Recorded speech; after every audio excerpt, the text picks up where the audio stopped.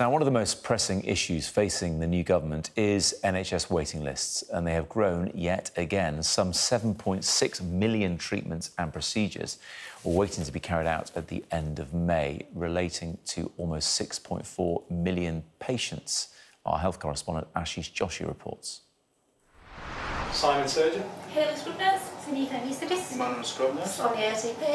Simon Gonsalves is preparing his team for surgery. We're going to use a flexible sigmoidoscope.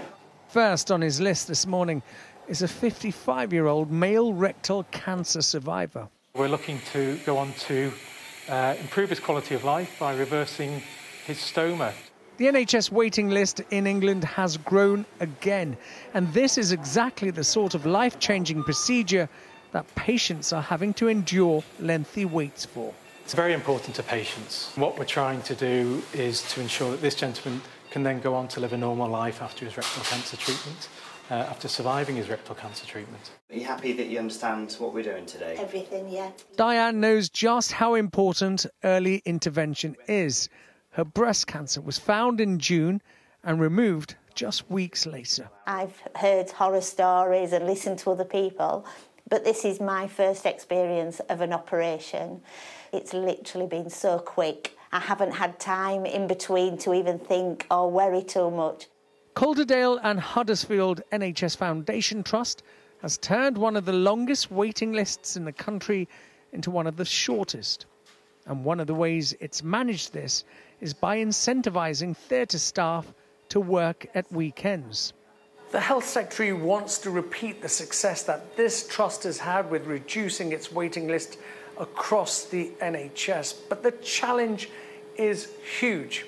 England has fewer hospital beds, lower numbers of key staff, and spent less on equipment and buildings than other comparable health systems. The new Health Secretary is aware of the challenges. He's ordered an official investigation into the state of the health service. The NHS is broken. The issues that we've been talking about during the election campaign, the waiting lists, ambulances not arriving on time, people queuing around the block to see a GP, not being able to find a dentist, all of that is evident. But much of his ambition relies on an exhausted workforce to step up again. Describing the NHS as broken might not help.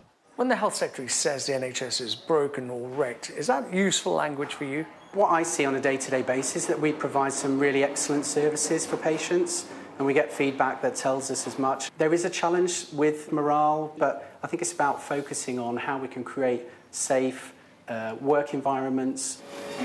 Diane's cancer has spread to her lymph nodes, and this, her second operation inside a month, will remove it. A national health service that, when it works properly, is saving and changing lives. Ashish Joshi, Sky News in Huddersfield.